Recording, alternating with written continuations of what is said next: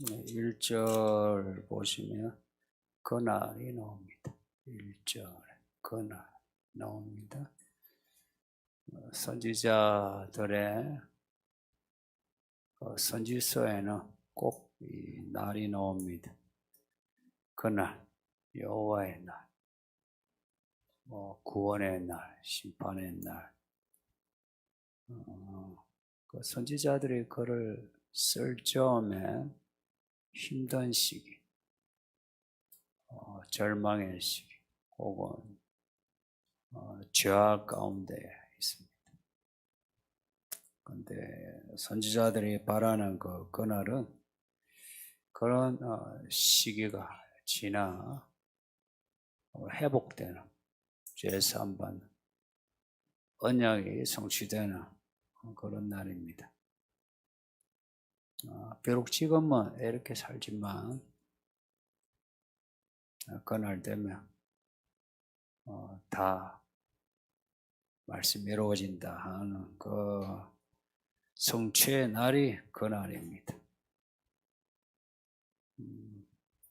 우리가 말하는 날이요, 날.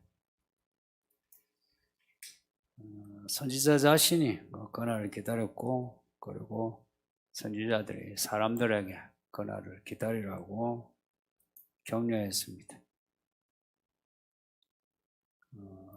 그래서 지금 믿음으로 사는 게 힘든 사람들에게 격려하는 말씀이고, 죄 가운데 있으면서 회개하지 않는 사람들에게는 경고하는 날이 이 1절의 그날입니다. 그 스가랴가 바라보는 그날에 대한 내용인데, 내용을 그대로 보면 그날의 죄사함의 샘이 열립니다. 이 표현이 독특하죠. 죄사함의 샘. 1절 보면 그날의 죄와 더러움을 씻는 샘이 다윗의 족속과 예루살렘 주민을 위하여 열리리라. 죄사함의 샘이, 샘물 아시죠? 땅에서 솟아나는 물이죠. 그 물을 마시면 또 솟아나고. 구약의 죄사함은 때마다 제물을 바쳐, 제물을 죽여 죄사함 은혜 받아요. 꼭 그 성전에 가서 제사해야 돼요. 그런데 이 샘물은 언제든지 어디서든지 죄사함 받을 수 있는 물이에요. 어느 특정 장소에 그런 물이 아니고, 이거는 문학적인 표현이죠. 죄사함의 은혜가 열린다. 더 이상 성전이 아니라 언제든지 어디서든지 닫혀 있었는데 이제 열린다. 요한계시록에 성전이 열린, 정거장막에 문이 열리는, 혹은 예수님이 세례받으실 때 하늘에서 문이 열린, 하늘이 찢어지는, 그 열린다는 그 단어입니다. 누구를 위하여 죄사함의 문이 열리나, 샘이 열리나, 다윗의 족속과 예루살렘 주민을 위하여서 문이 열립니다. 샘물이 열리고, 열린다면 문이 열리죠. 근데 여기는 샘물로 비유한 겁니다. 스가랴에 반복되는 다윗의 족속, 그리고 예루살렘 주민, 이 의미는 예루살렘의 어린 양과 항상 연결됩니다. 그 어린 양 예수를 유다지파 사자요, 유다지파 뿌리, 그 앞에 9장에서는 유다지파 족속이 먼저요, 그리고 다윗의 족속, 그리고 예루살렘 주민, 그 유다지파 안에 다윗의 족속, 예루살렘 주민, 그 어린 양 안에 있는 다윗의 족속, 예루살렘 주민, 그들을 위하여 죄사함의 샘이 열리는 겁니다. 죄 사함만 받는 것이 아니라 죄로 인한 사망의 권세도 무너지고 하나님 나라가 임하게 됩니다. 그리고 이 샘물은 산의 샘물처럼 우물처럼 마르지 않습니다. 그러니까 우리가 죄를 반복하다 보면 회개할 낯이 안 생기죠. 그래서 사람들을 포기하는데 그거는 하나님을 몰라서 그렇고 죄사함의 샘물은 퍼도 또 솟아나는 샘물이니까. 그러니 언제든지 죽을 때까지 앞에 가서 하나님 앞에 가서 회개할 수 있는 게 죄사함의 샘물입니다. 요한 1서에도 매일 회개하라 그러죠. 근데 회개하라 하니까 사람들이 하는 말이 아니 뭐 매일 회개할 거 있느냐고 그래요. 그래서 요한이 하는 말이 죄를 회개할 게 없다는 것은 하나님을 거짓말쟁이로 여기는 거라고. 그러니까 우리 사람이 구원받아서도 매일 죄를 짓습니다. 우리가 죄를 안 짓는 때는 그날이 오면 그날이 항상 두 날을 이야기해요. 하나는 예수님이 처음 오신 날, 그 다음에는 예수님이 다시 재림하시는 그날.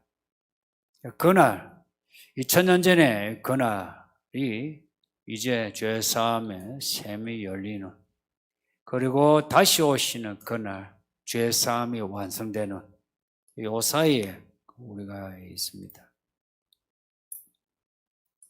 죄사함의 샘, 그 샘으로 인해서 죄사함을 받는다.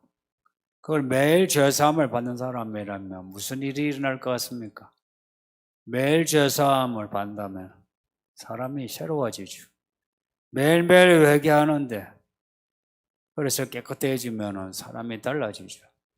죄의 습관과 허물이 다 그냥 벗겨지고 새로운 습관, 새로운 캐릭터가 형성되죠. 그래서 여호수아서에 나오는 길갈, 굴러가게 만든다 그러죠. 그 길갈의 은혜가 매일매일 된다 생각해 보세요. 그러면은 여호수아가 가나안에 들어가서 그 땅을 도시 하나하나를 정복해 나갔던 것처럼 계속 정복해 나가는, 이기는 이야기가 되죠. 그래서 회개가 관건입니다. 성도님들, 저는 여러분 사실 대부분이 회개에 더디고 완전하지 못한가 합니다. 회개에 대한 생각을 있어도 정작 엎드려 회개하지 못하고, 그리고 죄의 습관을 벗어나지 못한 채 그냥 걔가 토했던 거 또 핥아먹고, 또 토했던 거 핥아먹고, 때로는 걔가 자기 똥 싼 것도 자기가 핥아먹는 옛날 똥개처럼 우리가 그렇게 반복된다는 거 압니다. 성도님들, 이런 그 회개에 대한 이야기는 처음 교회 나올 때부터 들었을 수도 있는데 교회 다닌 지 수십 년이 되어도 이 문제 해결하지 못하는 사람들이 적지 않습니다. 성도님들, 이 때에 예수님이 이제 다시 오시는 이 때에 제대로 회개합시다. 회개한 사람은 태도가 달라요. 그리고 회개 이후에 생활이 다르죠. 앞에 그 3장에서 여호수아 대제사장 여호수아 옷을 정결타는 내용이 나옵니다. 3장인가? 예. 3장 여호와 천사 앞에서는 여호수아 이렇게 나오죠, 제목이. 대제사장 여호수아가 더러운 옷을 입어요. 이 옷을 이제 사탄이 정죄하고 고발합니다. 우리를 정죄하는 마귀의 그 고발 우리가 해결할 수 없어요. 그래서 하나님이 직접 여호수아의 이 옷을, 더러운 옷을 깨끗하게 해줍니다. 그러니까 우리가 정결케 되는 거 하나님만이 하시는 거예요. 고로 회개만이 우리가 새롭게 되는 길입니다. 우리 아이들부터 회개하는 거 계속 하도록 하세요. 이 아이들 뭐가 선인지 뭐가 악인지 뭐가 중립인지 얘들이 알아요. 중립이나 악에 서지 않고 선한 일을 하도록 아이들에게 의지를 자꾸 심어줘야 돼요. 자, 우리 아이가 무슨 죄가 있노? 아니고 얘들은 죄를 타고난 애들입니다. 그 자꾸 아이들 죄 없다 하지 마세요. 얘들은 죄를 타고난 애들이고 원래 못 됐어요. 그래서 회개해야 합니다. 어른들은 어떨까요?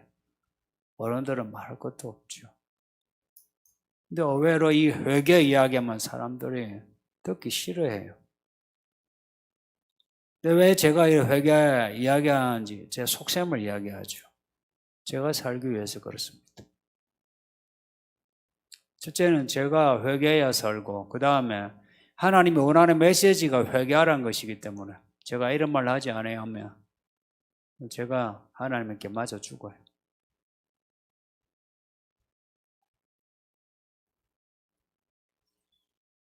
참 쉬운 문제가 아니네요. 회개한다면 지금 가고 있는 길을 돌이켜야 되는데 가던 길 돌이키기 싫은데 회개가 되겠습니까? 그래서 별로 중요하지 않은 문제로 회개하고 지금 내가 짓고 있는 죄 혹은 잘못 가고 있는 문제에 대해서는 그냥 덮어둔 채 회개하게 되죠. 이걸 어찌하면 좋겠습니까? 참 목사로서 대략 난감입니다. 거기서 더 파고들어 칼같이 베면 상처 입고 교회 나가니 많이 그런 소리 할 것 같고 고민입니다. 제가 어찌하면 좋겠습니까? 그날에 또 하나 모든 우상을 없애버리고 오직 하나님의 이름만 들리게 한답니다. 2절에도 그날이 있는 거예요. 오늘 본문은 그날에 대한 내용입니다. 만군의 여호와가 말하노라. 그날에 내가 우상의 이름을 이 땅에서 꺼내서 기억도 되지 못하게 할 것이며 거짓 선지자와 더러운 귀신을 이 땅에서 떠나게 할 것이다. 그날에 우상을 없애버려서 기억도 나지 않게 하신다. 그리고 거짓 선지자와 더러운 귀신을 쫓아내시겠다는 겁니다. 우상 숭배로 인해서 얼마나 많은 화를 겪었으며 또 거짓 선지자와 귀신으로 인해서 얼마나 많은 사람이 시험에 들어났는지 모릅니다. 이게 이스라엘 역사입니다. 그날이 되면 이 우상을 다 없애겠다. 그리고 거짓 선지자와 귀신을 없애겠다. 그래서 3절에 보면 사람이 아직도 예언할 것 같으면 그 낳은 부모가 거기에 이르기를 너가 여호와 이름을 빙자하여 거짓말을 하니 살지 못하리라 하고 낳은 부모가 그가 예언할 때 칼로 그를 찌르리라. 4절에 보면 그날에 선지자들을 예언할 때에 그 환상을 갖게 부끄러워할 것이며 그 사람을 속이려고 털로 또 입전할 것이며 그날이 되면 모든 것이 이제 성취된 감춰진 것이 드러나는 날이 되면 모든 거짓말이 이제 드러나는 거죠. 그러면은 거짓말하던 예언과 거짓말하던 환상이 이제 드러나서 사람들에게 미움을 받는. 이스라엘 그때나 지금이나 사람들이 꿈을 꿨다, 환상을 봤다 이런 이야기를 많이 하죠. 특히 여자들 기도하고 방언받고 기도를 하다 보면 방언은 통역이나 아니면 꿈 혹은 꿈에서 환상 보고는 그걸 여과 없이 그냥 그런 거 없이 그냥 바로 이야기를 하죠. 그렇게 해서 옛날 1992년 휴거 소동이 일어났고 그렇게 해서 사이비 이단들이 나오고 그렇습니다. 제가 나름 뭐 정확한 데이터로 그렇게 통계낸 건 아닌데 어림 경험 삼아 제가 통계를 내면 말씀을 읽고 말씀으로 자란 사람은 그러한 꿈과 환상이 흔치 않고, 그리고 꿈과 환상을 봐도 그 내용이 본인이 가슴에 두고 있는 그 말씀이 꿈과 환상으로 확 펼쳐져서 말씀을 확 정하게 되는 일이 있습니다.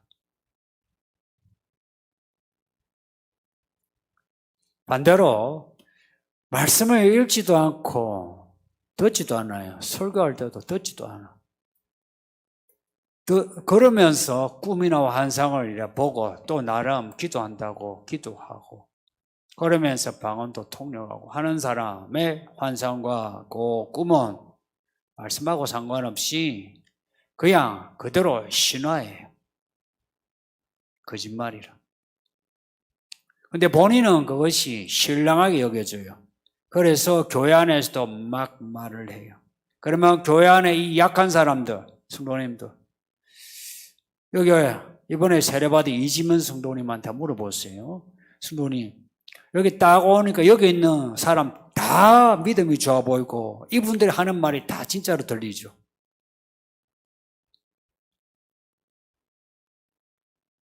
여러분이 꿈을 꿨고 환상을 봤다 하는 게 믿음이 약한 사람에게 진짜로 들려 시험 들게 합니다. 또 여러분이 그냥 수군수군 되는 말 저들이 들으면 그게 진짜로 들려 마음이 찢어집니다. 믿음이 찢어져 버려요. 여기에 같이 한 몇 년을 지낸 분들은 어떤 말도 그냥 그것이 감당이 돼요. 그런데 어떤 사람은 여러분이 그냥 한마디 하는 게 그냥 돌 던진 게 돼요. 죽을 수 있습니다. 그런 사람들이 그날이 되면 그렇게 못하게 하신다. 예수님이 오심으로 유대인 랍비, 유대의 그 신비주의가 아주 세거든요. 이스라엘아 유대 신비주의에서 검색을 해서도 보세요. 기본적인 지식은 나와요. 유대인들, 종교성이 강한 민족 아니에요. 종교성이 많을수록 신비주의가 많아요. 그래서 그들은 보고 들은 게 많아요. 그 많이 보고 들은 그것이 누룩이 된 거라. 그래서 이 말씀을 덮어놓고 이 말씀이 아니라 다른 지식들이 유대 사회에 지배하고 있잖아요. 지금도.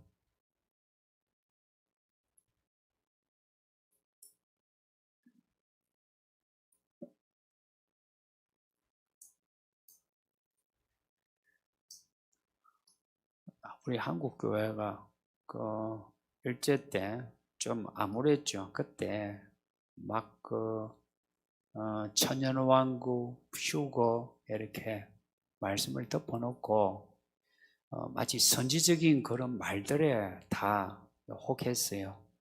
그래서 이 한국 교회는 말씀을 파고드는 것보다는 부흥의 말씀 사경의 이름만 그렇지 성경이 아니라 본인의 그 목사들의 하고 싶은 이야기, 꿈이나 환상 이런 거 이것이 다 주류가 됐죠. 그래서 이 성경을 읽고 성경을 전체적으로 이렇게 관주라고 해서 꿰매면서 하나로 엮어서 말씀이 어떠한가 이것은 사실 별로 없고 그냥 읽고 기도하고 뭔가 환상을 보면은 믿음이 있는 걸로. 근데 예수님 오시면 그러한 우상, 그러한 거짓말, 그러한 귀신들을 다 쫓아내신다. 그래서 우리 안에 있는 우상, 우리 안에 있는 귀신, 우리 안에 있는 거짓말 그거 발견하고 쫓아내려면 말씀을 읽으세요. 이걸 읽고 그리고 배우셔야 해요. 그래서 오순절에 성령을 받은 베드로가 하는 말이 예수 이름 외에는 구원받을 자가 없다 그랬습니다. 예수 이름 외에는 예수 이름을 우리가 존중하죠. 그러면 예수님이 말씀하신 그 말씀이 우리 속에 들리기 시작해요. 그리고 예수님이 말씀하신 그 말씀이 내 길이 되고 그리고 내 방법이 돼요. 그럼 내가 그 말씀을 따라 살게 되죠. 근데 예수의 이름을 내가 중시하지 아니하면은 그러면은 그 말씀도 별로 내 마음에 들어오질 않아요. 말씀이 내 마음에 안 들어오면 내 마음에는 내 마음 나도 몰라 귀신이 악령이 내 속에 온갖 생각을 집어넣습니다. 생각을 집어넣어요. 이 말 제가 지어낸 말이 아닌 거 아시죠? 생각을 집어넣어요. 여러분 안에 생각을 집어넣어요. 귀신이 생각이에요. 생각을 집어넣어요. 말씀의 생각이 아니라 여러분의 생각이에요. 나의 생각은 욕구와 욕망이에요. 사람들의 주입되는 생각은 그거는 다 더러운 것이고 악한 것이에요. 내 속에 있는 이 말씀이 내 생각으로 이렇게 뻗쳐 나와야 내 생각이 거룩한 생각이 되는데 이 말씀이 안 들어가면은 그냥 귀신에게 장악돼. 예수님이 거라사에 가신 적이 있어요. 가니 군대 귀신이 예수님을 알아봤어요. 당신은 무엇인데? 우리가 무슨 상관인데 우리를 쫓아내려고 합니까? 하니까 예수님이 들어온 귀신아 나가라. 아니 그 귀신이 우리를 이 지방에서 쫓아내지 마소서 하니 예수님이 돼지떼기로 보냈어요. 왜 돼지떼기로 보냈겠어요? 귀신은 개 돼지예요. 아세요? 그래서 귀신 이야기할 때 더러운이란 말이 붙어요. 개 돼지떼기. 그 개 돼지떼기에 갔는데 돼지떼가 물에 빠져 죽었어요. 귀신 들린 사람이 귀신이 나가서 물에 빠져 돼지떼기에 들어가 돼지들이 물에 빠져 죽은 걸 봤으면 여러분 정상적인 생각을 가진 사람이면 어떻게 봐야 됩니까? 예수를 메시아다라고 봐야 되지 않습니까? 근데 그 거라사 주민들은 그 일을 한 예수님이 부담스러워 사람들을 보내가지고 우리 동네 출입금지 나가시오. 그래서 예수님을 내쫓았어요. 귀신이 나가긴 했는데 여전히 귀신이 거라사 사람들을 지배하고 있는 거라. 예수님이 그 많은 귀신들을 쫓아내는데도 유대인들은 예수님 보고 너가 귀신 들렸다. 너가 마귀다. 그래서 그렇게 했어요. 이게 뭘 이야기합니까? 지금도 많은 사람이 자기가 마귀고 자기가 마귀의 생각을 하면서도 뭐라 하냐. 사람들 보고 손가락질 저 사람 틀렸다. 그래. 누가 하나님의 생각을 하고 누가 마귀의 생각을 합니까? 그 기준이 뭡니까? 그 기준을 어떻게 잡아야 합니까? 여러분 기준 압니까? 그 기준은 말씀밖에 없습니다. 아세요? 그 말씀도요, 청의가 있어요. 마귀가 말씀 가지고 예수님을 시험했죠. 말씀도 하나님께 순종하는 말씀이 최고 좋습니다. 자신을 변명하는 말씀과 자신의 욕구와 욕망을 변명하는 말씀은 그것은 시험에 들 수 있어요. 하나님께 순종하는 말씀이 가장 높은 말씀입니다. 그걸로 볼 수 있어요. 여러분이 하는 말 사실 여러분도 금방 알 수 있어요. 저는 다는 몰라도 여러분을 압니다. 제가 안다면 그거 아는 겁니다. 이 사람의 생각은요, 말로서 나타나요. 요한계시록 13장에 짐승이 그 권세가 말에 있어요. 귀신은 말에 있어요. 하나님의 사람 또한 말의 권세에 있어요. 그 말로서 반드시 나타나게 되어 있어요. 그래서 가만히 있으면 잘 몰라요. 말하자는 여러분 중에 말하지 않은 사람이 있습니까? 여러분이 말하는 말 한마디 들으면 알 수 있죠. 또한 여러분도 들을 귀만 있으면 제가 설교하는 내용만 들어도 저 목사가 어떤 목사라는 거 여러분도 알 수 있어요. 여러분에게 말씀이 없으면 여러분이 들어도 무슨 말인지 못 알아들어요. 오히려 여러분 기준으로 저 목사는 여러분의 잣대로 재지. 근데 말씀만 있으면 여러분은 어느 누구의 설교를 듣는지 고면을 들으면 저 사람이 어떤 사람이라는 거 반드시 알아요. 우리가 우리 자신을 잘 모르는 문제가 거짓 선지자의 거짓말, 그리고 우상숭배입니다. 이 우상숭배는 미신과 관련돼요. 우리도 모르게 우리에게 우상숭배가 미신으로 사람들이 하는 말 거기에 흔들리는 거 왜 흔들리는지 아세요? 미신지가 우리의 종교성이 안에 깔려 있는 거라. 이 종교성에 의해서 우리가 눌려 있어요. 자유자라 하거든요. 그리스도 안에 자유자라 하는데 눌려 있는 거라.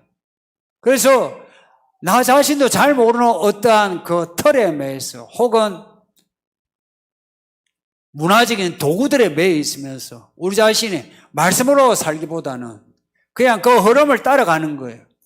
그러니까 이 서울, 강남 21세기 이 문화 있죠. 종교적인 문화. 이 문화 속에 빠져 있으면서 그냥 그렇게 살아가는 거예요. 그 누구도 이 매임에서 자기가 자유해져서 그리스도 안으로 들어가고자 하지 아니하고 그냥 매여 있는 거라. 부모로서, 자녀로서, 시어머니, 시아버지로서, 며느리, 사위로서 매여 있는 거라. 21세기 직장인으로서 거기에 매여 있는 거라. 다들 매여 있으니까 그 매여 있는 게 보편성을 취득하는 거라. 보편성을 취득하니 이게 진실이 되어버렸어요.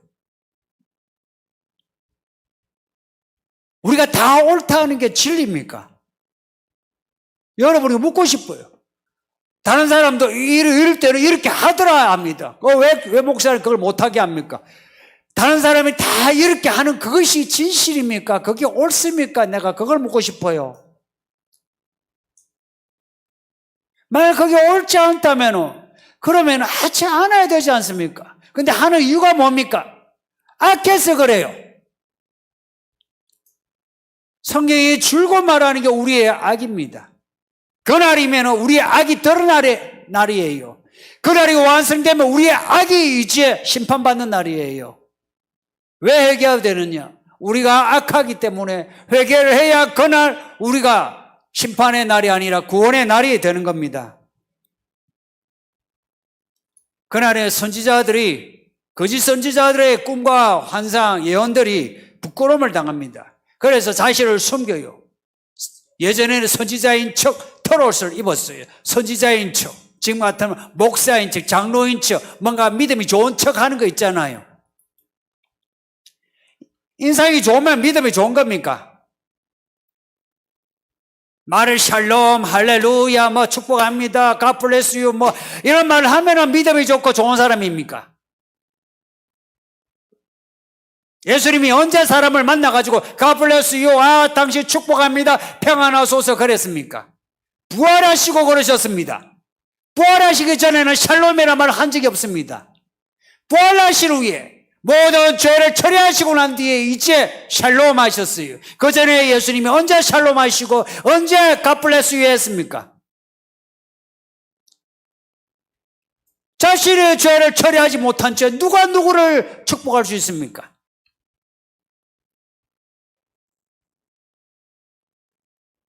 그렇지 않습니까? 시우야, 그렇지 않나? 내 말 알아듣겠나? 솔직히 애들도 알아듣는 말 아닙니까? 근데 왜 어른들이 자꾸 변명합니까? 마음 아파요, 제가. 그리고 화가 나요. 짜증나. 나이가 몇 살인데. 교회 다닌 지 몇 년인데. 그리고 이런 설교를 들은 지 몇 년인데.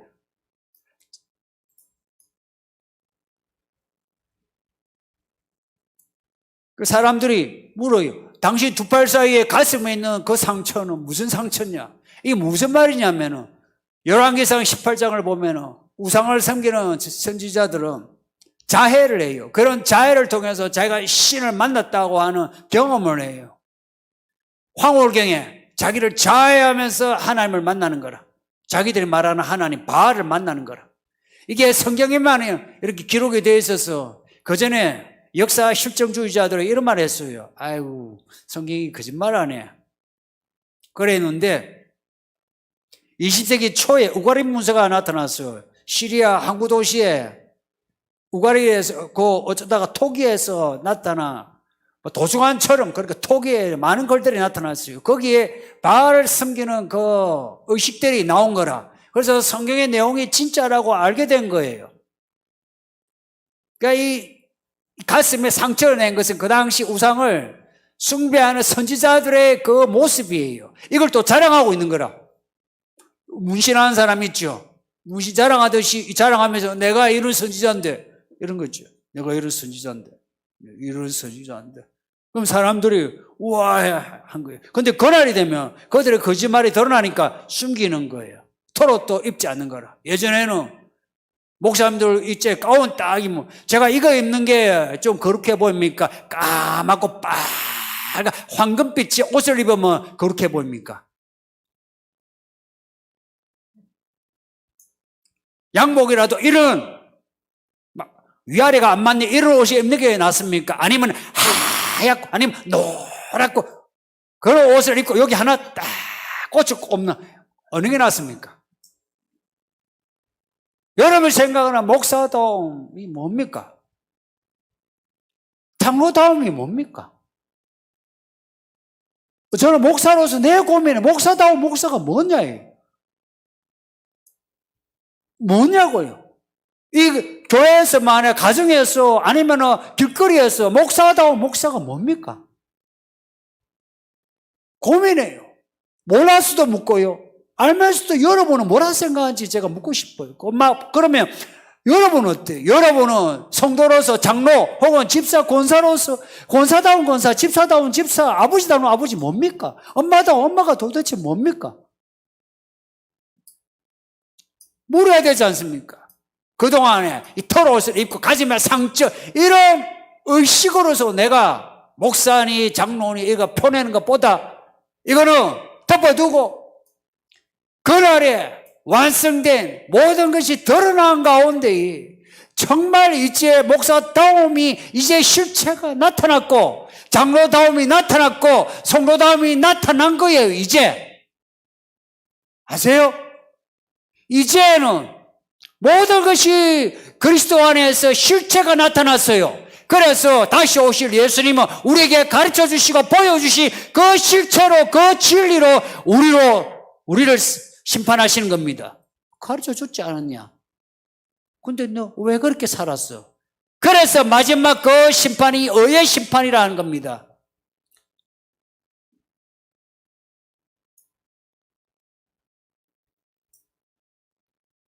여기 거짓말하는 이 사람들은 11장에 나오는 목자들하고 같은 사람입니다. 있잖아요. 뭐 거짓 선지자라는데 그 기준도 뻔합니다.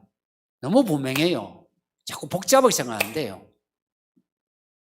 발람도요. 한번 하나님이 딱 치니까 옳은 설교를 해요. 옳은 설교를 해요. 근데 거짓 선지자 할 때 뭐가 거짓 선지자냐? 예수님도 싹구 목자 이야기했어요. 그게 뭐냐? 기준이 뭐냐? 자기 유익, 자기 이익이 달려있으면 잘해주고 이익이 달려있지 않으면 못해주는 자기 이해관계에 따라서 태도가 달라지는 사람이 거짓 선지자입니다. 여러분도 누가 거짓 성도냐? 여러분이 이해관계에 따라서 자기에게 유리하면 누가 자기한테 좋은 말 해주면 혹은 돈으로 자기에게 실익이 있으면은 이렇게 하고 실익이 없으면은 자기의 나쁜 말 하면 저렇게 하는 이렇게 거기에 따라서 태도가 달라지는 게 거짓말하는 성도요 거짓말하는 목사입니다. 목사라고 해서 널 거짓말합니까? 거짓 목사를 했어. 뭐 거짓말을 해서 거짓 목사입니까?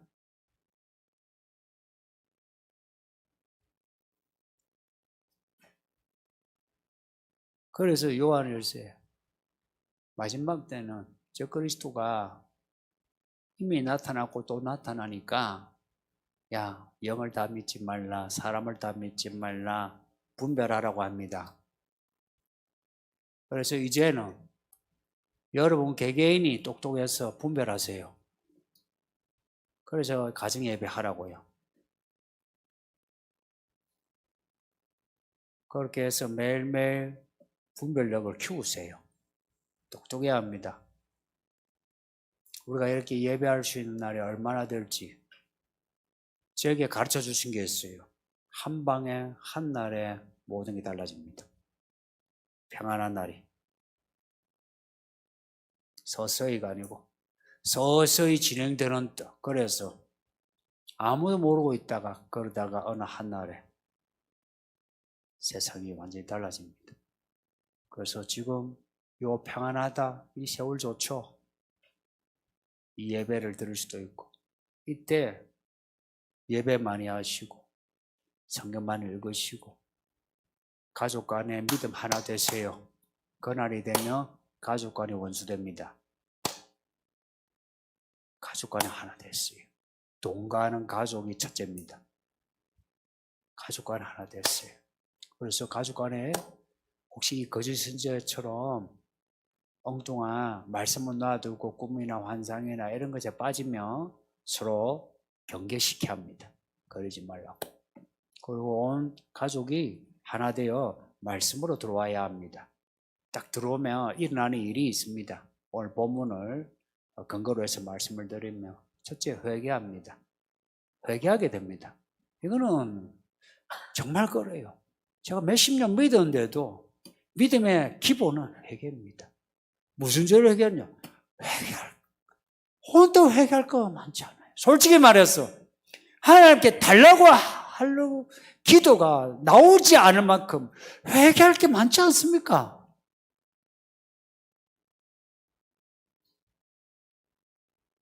기도를 하다 보면 회개 기도로 끝나요. 이거 해주세요, 저거 해주세요 할 얼굴이 안 돼. 근데 어떻게 이 죄를 지적하고 허물을 지적하면 그렇게 기분 나빠하는지 그거 정상이 아니죠. 그래서 가족끼리 모였을 때 회개하는 거예요. 정죄하는 게 아니고요. 그냥 자기가 회개하는 겁니다. 그 다음에 우상과 귀신, 미신을 벗어버리는 거예요. 우리 속에 우상이 있죠. 우상의 범위를 넓게 봐야 돼요. 예수님은 가족도 우상으로 보고 돈도 우상으로 봤어요. 그래서 그것을 미워하지 않으면 안 된다 했어요. 미워하는 겁니다. 또 자기 목숨까지도 미워해야 된대요. 미워한다는 게 혐오하는 겁니다. 자기 목숨, 자기의 욕과 욕망을 혐오하는 겁니다. 뭐 가지고 싶고 하고 싶은 거 있죠.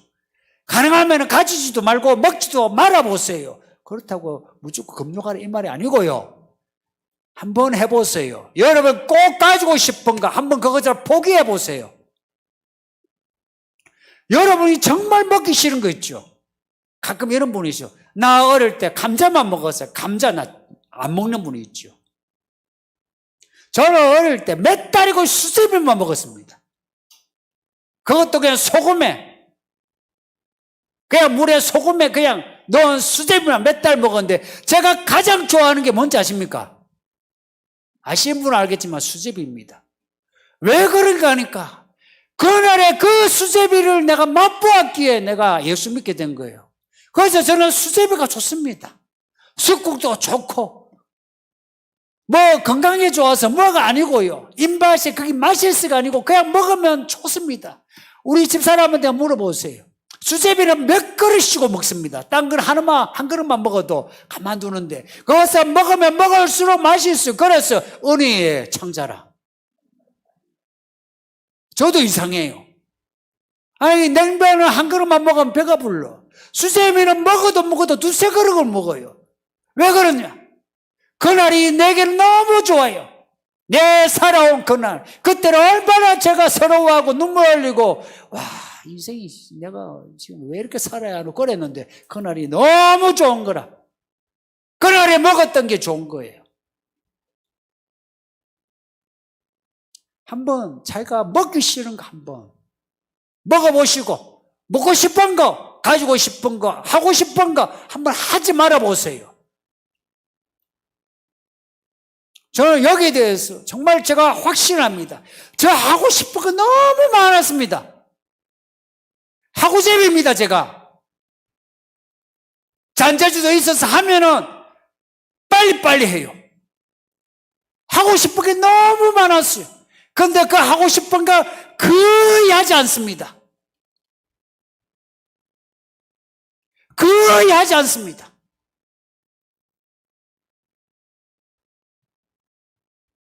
하지 않을 때에 하나님이 어떤 기쁨을 주시는가를 맛보아 하세요. 그날에 이루어지는 거 지금 이미 주신 데서. 근데 지금의 문제는 뭐냐? 지금 우리의 메시아이신 예수님을 따르는 사람, 순종하는 사람이 그날의 기쁨을 알지, 순종하지 않는 사람은 모릅니다. 그 비밀을 모릅니다. 근데 마지막 날에 그 심판에서는 너 그 비밀 알아? 믿음의 비밀 가져서 그걸 물어요. 그날 어찌하겠습니까? 나 그 비밀 압니다. 아, 예수님 감사합니다. 이렇게 천국에 들어갈 거예요? 아니면 그거 뭔데요? 모르겠는데요? 그럴 거예요. 21세기 살고 있는, 특히나 이 코로나 후로 더 욕과 욕망이 세졌어요. 욕과 욕망이 더 세졌어요. 어제 그 백신 이야기 하는데 뉴스 잠시 이래 봤어요. 하니까 그 뉴스에 그 뭐라고 하냐, 기억이 잘 안 나. 앵커가 백신을 맞으면 여행 갈 수 있습니다 이런 거예요. 그 집사람이 옆에 또 듣다가, 아니 백신을 맞으면 병이 안 걸리고 질병이 안 걸린다는 거 이야기해야 되는데, 이상하게 모든 뉴스가 백신을 맞으면 여행 갈 수 있습니다 이 말을 하는 게, 이게 이상하다. 여러분 좀 이상하지 않습니까? 백신을 맞으면 이제 당신은 코로나 걸리지 않고 이제 독감 걸리지 않고 건강하게 살듯이, 건강을 이야기하는 게 아니고 여행도 가고 마스크 안 끼고 밥도 8명 이상 먹을 수도 있고 이런 이야기 하는 게, 그게 그 의도는 그래도 뭐 이해되죠, 그죠? 근데 그것이 보편적으로 이렇게 선전되는 사회가 이상하지 않습니까? 이제는 우리의 욕과 욕망을 볼모로 잡아서 우리를 끌고 가고 있습니다. 2000년 전에 이루어진 그날을 이루신 예수님이 어떻게 그날을 이루셨는지 아시죠? 어린 양으로 죽임을 당하시고 그날을 이루셨고, 그리고 우리가 그날을 맛보아 하려면은 그 예수를 따라가야만 합니다. 따라갑시다. 서울기름 교회 성도님들, 1000만 성도가 어떻게 가든 요 소수의 무리들이라도 따라갑시다. 저는 여러분이 안 따라가도 저는 따라가려고 마음 먹습니다. 그러니 저와 함께 다 이 말씀 붙잡고 말씀 안에서 갑시다. 예, 말씀 생각하면서 기도합시다. 다 같이 기도하겠습니다.